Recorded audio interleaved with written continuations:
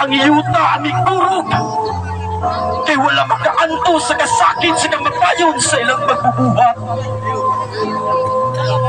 Ang tao papakaroon nga may balatian, ang dili mo pati pagtambong niya ng maluluoy nga oras sa kamatayon sa atong amahan. Gani kung makadungog ka mo, napatay na ang inyong amahan. Dili man kami kamo makaanto sa kasakit, kundi mag-aagi sa inyong mata ang mga lupa. At karoon nagkaako kamo sa pagtambong sa kamatayon ni Jesus na atong amahan. Nga wala pa hasta karon mahimo ang sapa sa mga luha kanang inyong mga mata. Mga matang makalit ang malulot sa pag-angay sa dagan sa luha.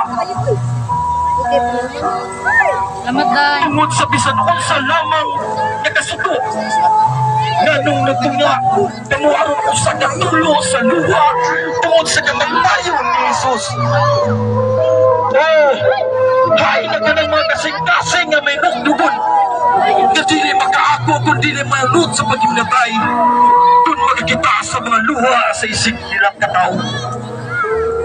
Hay na kanang mga mata na maluluyon nga dili makapugo kung dili daw duha katubuhan sa mabusgog ng mga luha. Bisan gani kung panamilitan lamang silang mga amigo tungod sa itong kaakawili.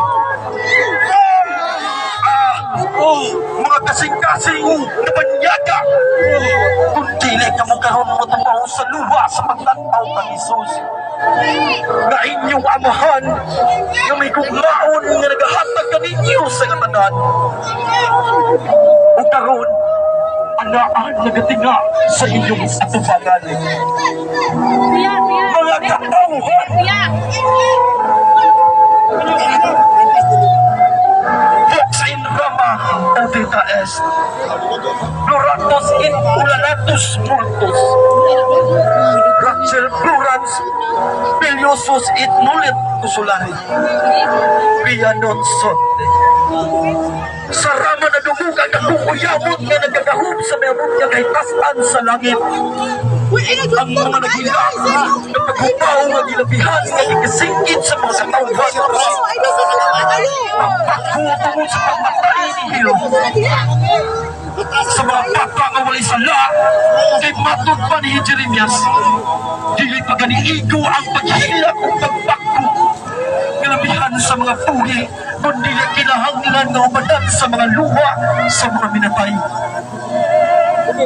Sa pagpaabot sa tuman nga kasakit dan mga katawan kung kinigikinahanglan laong nga bahait sa pagkagulo sa mga tao sa Rama tungod lamang sa pagkawalay sala kung sa ilang kaluoy sa mga bata nga ipapatay ni Herodes.